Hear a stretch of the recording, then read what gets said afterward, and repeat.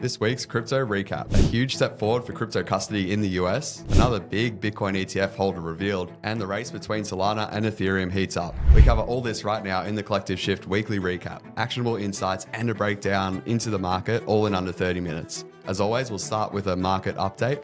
And how are you going, Nick, this week? Yeah, really great. There's been a lot of positive news on, I guess, the regulatory front on trying to cut down all these barriers for US banks, especially to hold and custody crypto assets. So I think a lot more positive, which is light years ahead of these bearish news we heard when we were doing these in the bear market. So excited to get into some more positive news this week. But perhaps you can start off with the market recap. Yeah, so you might remember last week we were talking about inflation being the biggest, talking point of last week. That did come out and it was essentially in line with expectations. So, as we talked about, I think we might have been some selling in the lead up to that, just markets being a bit hesitant just in case there was a higher than expected inflation result. That didn't happen. So we saw a rally for all the risk assets, including cryptocurrency, after that CPI data was revealed out of the US. Of course, US inflation annualized is still well above the target, but at least it's in line with market expectations. So with that said, we've seen on the weekly Bitcoin up 8%, ETH slightly underperforming at about 5%, and Sol up 17% for the week. So yeah, good to see some green back in the crypto market. And over in the US equity side of things, they're still hovering around all-time highs. So, there is some talk out there, some nervous crypto investors pointing to the fact that, if stocks are at all-time highs, shouldn't this be the environment that crypto really thrives in? I think it's one example you can think of, but that's just, I guess, something to note and just be aware of. Perfect. Well, I'm happy to jump into probably the biggest news item this week, which was a major breakthrough for crypto custody. It's something that you may have seen referred to as SAB 121. As we spoke about in the podcast last week, in the weeks before, this was a major rule change that was announced in the US House that passed, and now it passed in the Senate this week. So if you're not familiar with it or kind of are confused by all the labels, essentially it's just a rule that makes holding cryptocurrencies more difficult for US banks.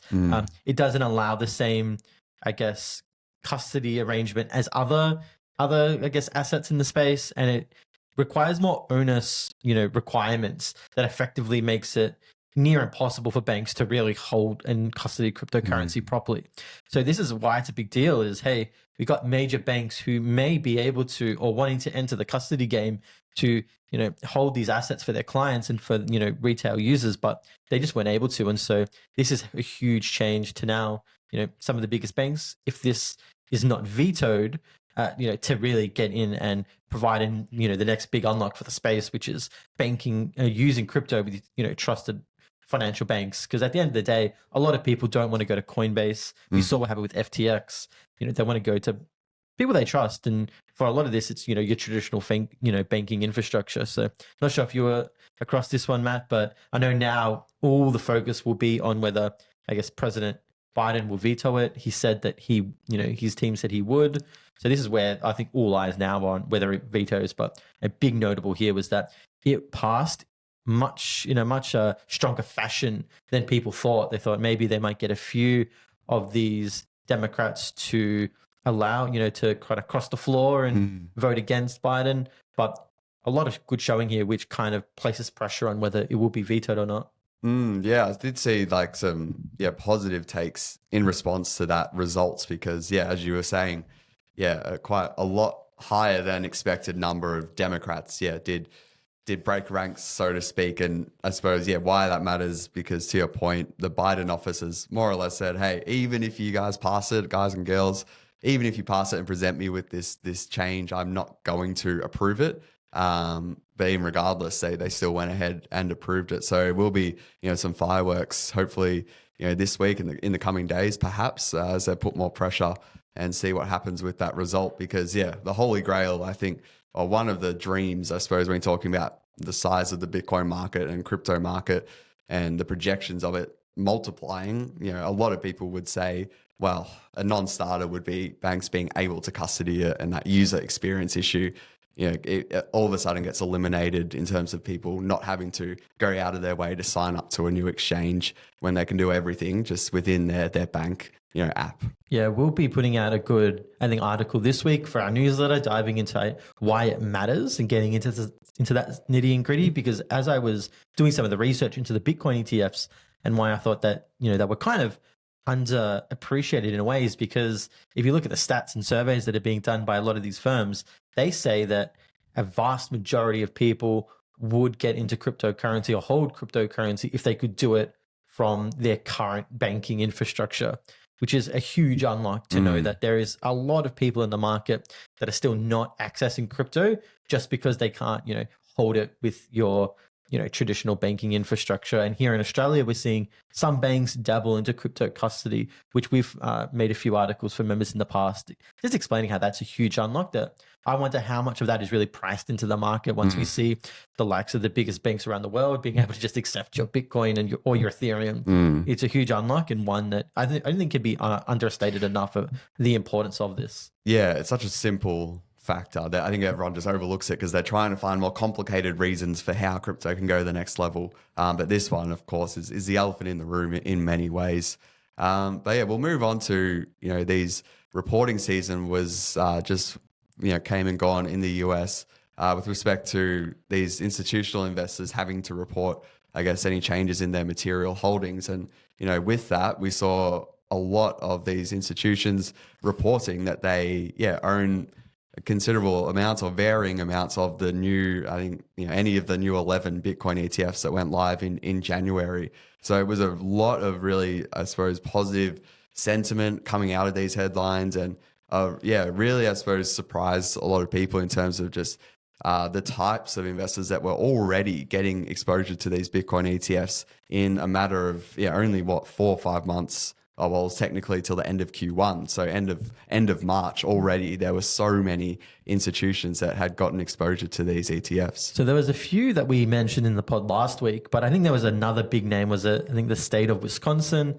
They the pension to about a few $100 million worth of Bitcoin ETF holdings. So big pension fund, and this is, I think, a testament to what we were talking about before about these bigger names stepping in, and it's probably something we should only continue to see, and is probably one of the biggest highest signal metrics, I think, as we continue to watch these filings and see the names that are filtering through.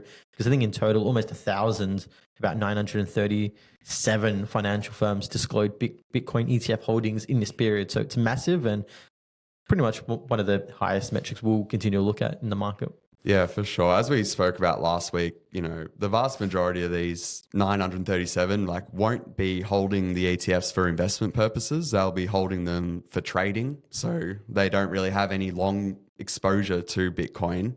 So the headlines, as we talked about last week, the ones you really want to get excited about are the ones like State of Wisconsin and the ones like Bracebridge Capital that we spoke about last week, because they are not the ones the banks, when you saw the headlines of JP Morgan, as we spoke about last week, those ones people, got excited about for the wrong reasons. But 937, regardless of, people either just trading them to get, the basis trade and make profits off the spreads and whatnot, it's still a huge number. And I think a lot more than people were expecting. But to have a pension fund of a state in the US actually investing in the Bitcoin ETF. We know for a fact that isn't one for trading purposes, because the people who helped facilitate that came out and sort of explained how they got involved with advising the pension fund and encouraging them to get exposure to the Bitcoin ETF. And they are absolutely investing in this as basically why you would with gold, like as a reserve asset to hold for the long term. So great to see. And there'll be more headlines to come in 2024. Yeah, perfect. It kind of actually goes to the same point that I think a headline that we saw in the last couple of weeks with BlackRock's, one of the head of ETFs, higher up executives, he said, hey, the next leg up is going to be these pensions, these sovereign funds that are getting and dabbling into crypto.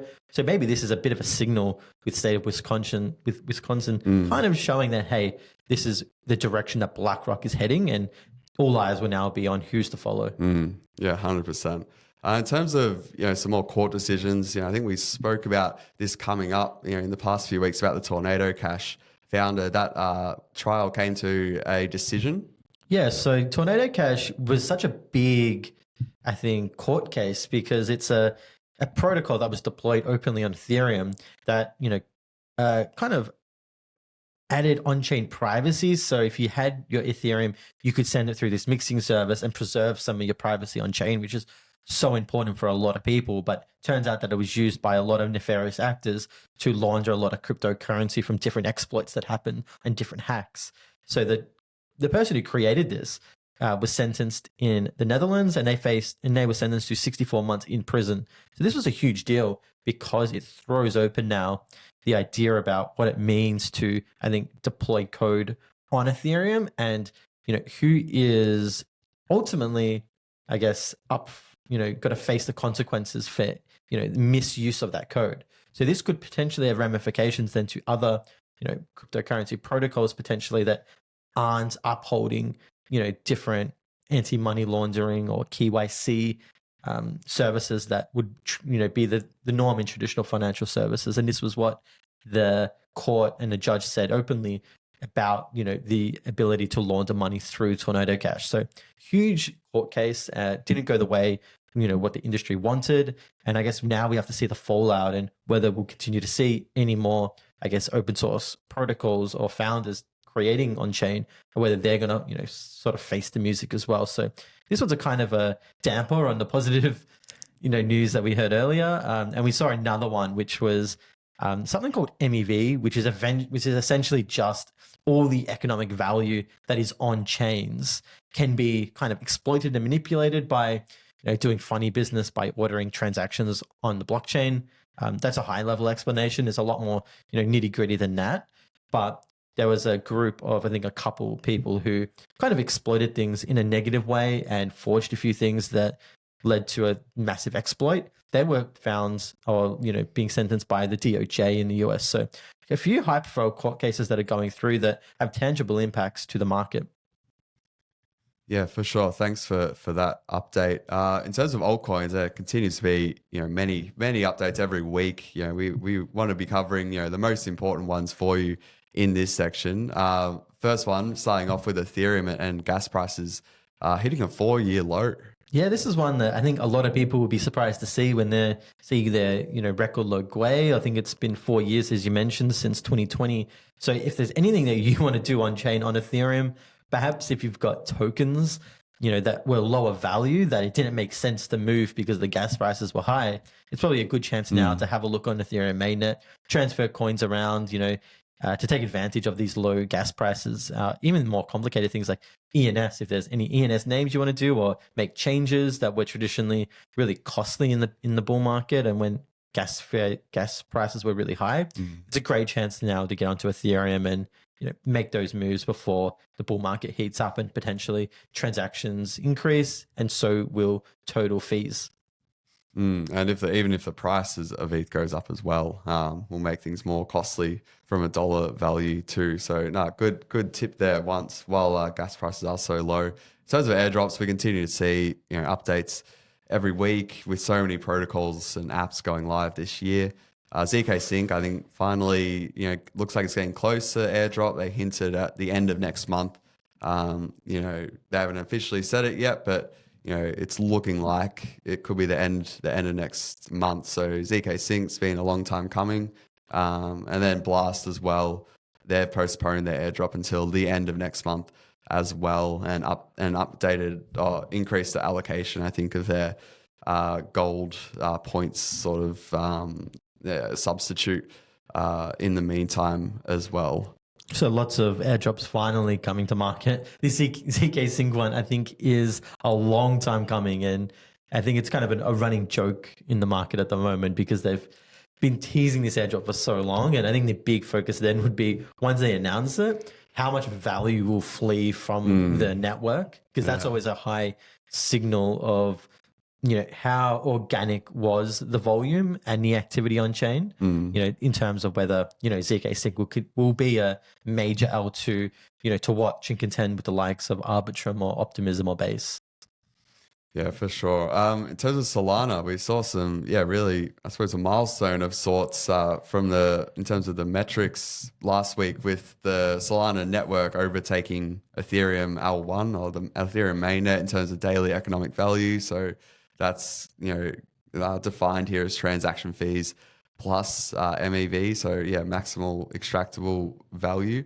Yeah, that's what we have here, 2.2 million US dollars worth of economic value for Solana on the 12th of May, and Ethereum had just shy of 2 million. So yeah, really, I guess a lot of ways to look at this in terms of Ethereum L2 adoption. It sort of is another commentary on that, but also Solana's, I guess, usage and activity continues to, do really well, I guess, compared to where it was, even a year ago. Yeah, it really shows like the shifting guard of where all this economic value lies. Now, this ran into a lot of controversy because it doesn't include Ethereum L2s in the calculation. So that's where there's been a lot of controversy of saying, hey, maybe the Ethereum bracket is undervalued in a way because it's all this economic value and transactions happening on the likes of Optimism, Base, Arbitrum. That's not included in this figure. So if you include all those in the Ethereum bracket, it would definitely be miles ahead as the leader. But the controversy is just that, hey, these Ethereum L2s are still very centralized. So you can't quite equate it to total Ethereum value just because of the way they're currently structured in a centralized form.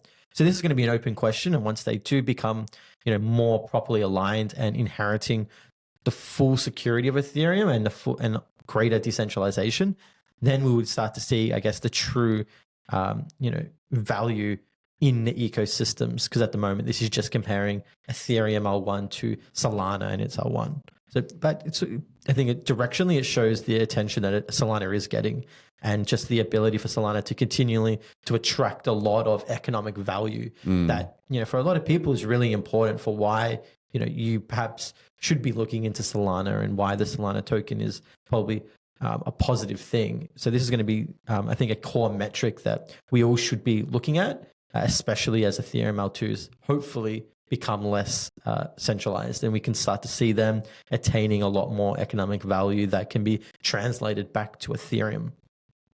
Yeah, that's right. I think even those Ethereum L2s have got some big updates coming up. I think was it Optimism with Cannon? They have Cannon, and then Arbitrum has Bold. So these are major step forward, which is a long time coming.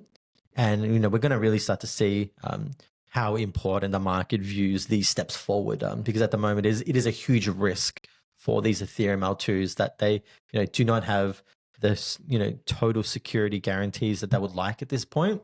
But they're making massive steps, and that's what I'm watching is like how the market responds to when Optimism finally, has more decentralization and more security, and Arbitrum is, continues to lead the pack in that way.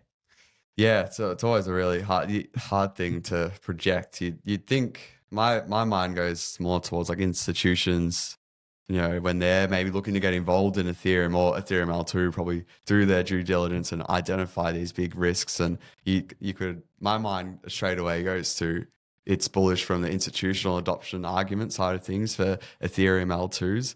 I think, with retail users, as we've talked about many times, I think they view, these centralization concerns. It's similar. I always think about it like insurance. I've heard a good analogy where, you pay for insurance, like in your health insurance or whatnot. And the goal is for you to never, have to use it in a way. But then people, when they go to cut costs, it's often the first thing they'll cut because they don't see the utility of it. And I think that's similar how you can view these centralization concerns. I think if there was a massive exploit on one of these big chains like Arbitrum or Optimism, like that's when people would all of a sudden start to value decentralization a lot more. But in the meantime, there hasn't been any significant hacks. And I think that's why a lot of retail users don't even think about it. But yeah, it's going to be a theme throughout 2024. And it's a great chart there to reflect Solana really, well, not sticking around for sure. And then also conversely, actually still growing. And just to clarify, the reason why we focus on MEV, which is the economic value on chain, is because there's actors on chain that try to exploit all that value that's leaked. It's kind of like when you fill up a cup with water, there's certain water, once you reach a point, that overflows and it gets sort of and other people can be smart and put their cup under it and scoop up that water for themselves. That's essentially what happens on chain. And that's the reason why on Solana, you have platforms, from Jito to other, on Ethereum, you got like this relay that automatically has software that captures MEV and then puts it back into the yields for these cryptocurrencies. And that could give you, a boosted yield from the base amount from the tokens that are issued to this extra buffer amount from all this captured value. And that's why a lot of people think that MEV is important to watch, because that's one way you can sort of value these things and say, hey, this is a tangible amount of dollars that can be captured and then returned to yield, which is real fundamental and not any of this nonsense, of issuing 20% APY with nothing backing it. That's why it's really important to watch. Yeah, well said. In terms of, some other updates quickly, pump.fun, it's been a very, fast growing app, in the last few months, particularly while the market's been a bit quiet. People have gone on to speculate, and there was a bit of an exploit, I think, with the app. I'm not sure what the status of it now is, but you should always be mindful when speculating on these particularly new projects. It's got a lot of traction. We'll see if they can survive and then thrive after that by fixing up any issues or loss of reputation they get from this exploit. Yeah, maybe finally, this is the quick one with Synthetics. If you are a Synthetics holder, there has been a slight USD depeg for its SUSD. I think moved to under 98 cents as of, this publication of the pod. It's unclear exactly how significant it is. I just haven't looked at some of the key market makers and key builders in the space were assigning it just due to a massive market maker that sold a big position that depegged the SUSD. I was surprised to see that it only had, I think, 50 million USD market cap on Ethereum and then about another 30 million on Optimism. So I'm really shocked to see, I guess, the low uptake of SUSD. And any holders, maybe just keep a watch on this one. And if there's anything that advances negatively, we'll definitely cover it next week.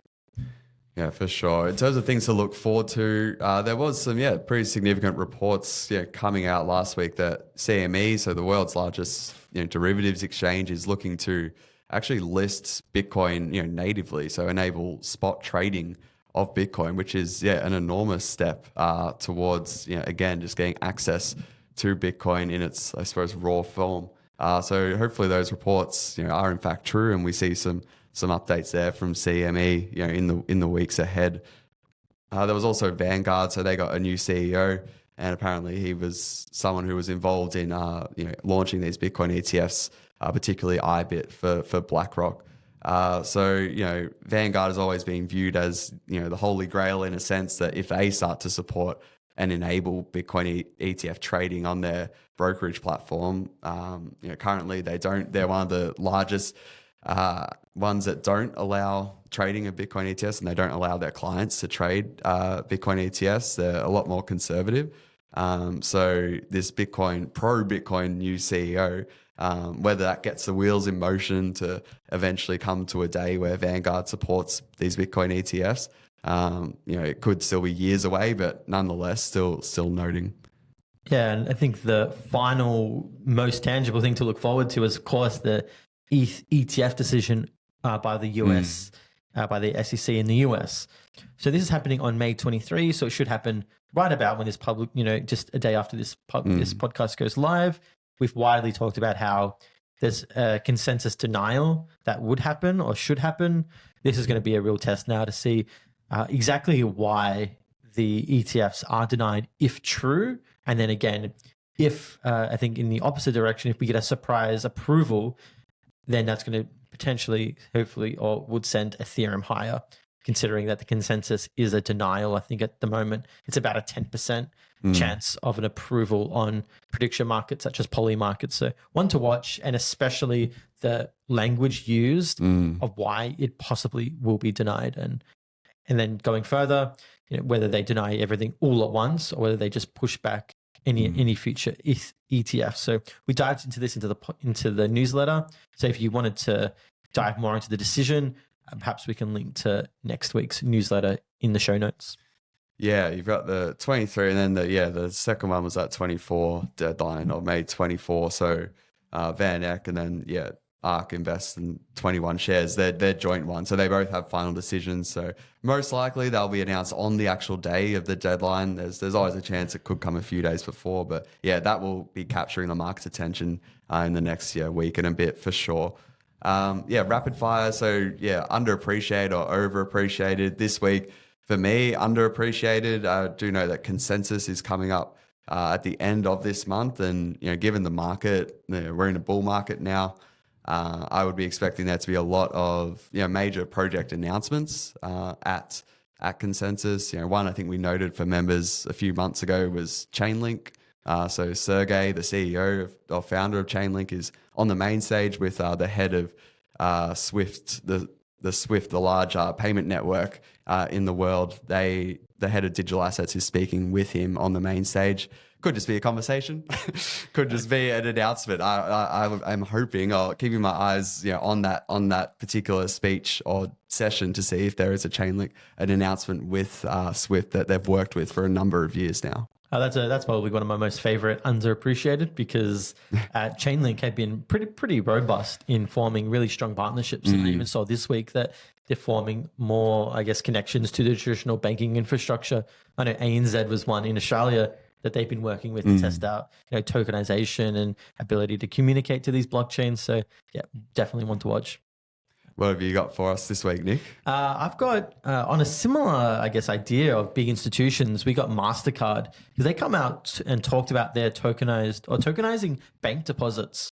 And they sort of were doing some tests with Standard Chartered Bank, I think in Hong Kong. So this is one that didn't really get as much attention as I thought it would, considering the significance of the likes of Mastercard still looking into tokenizations of real world assets. And this is a category that largely gets ignored when we talk about real world assets. We talk about, I guess, treasuries, we talk about maybe stocks, but tokenized bank deposits is one that I've noticed that Mastercard, if you look on their, webpage, they do a lot of research into tokenizing bank deposits as a huge catalyst, for, I guess, bringing value into 21st century. At the moment, they're really isolated, and bank deposits don't really talk to each other, and they definitely don't talk on chain. So this is one that I'm expecting potentially more development into, and hopefully we see real tangible insights and adoption to public blockchains rather than the just current kind of permissioned blockchain tests that are currently going on.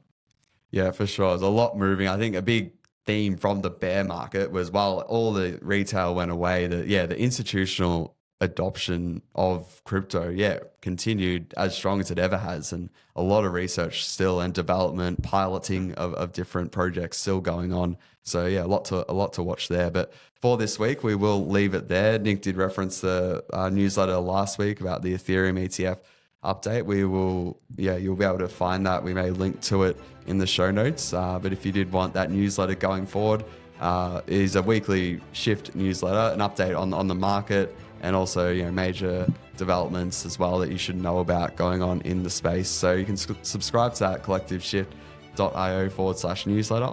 That's collectiveshift.io/newsletter.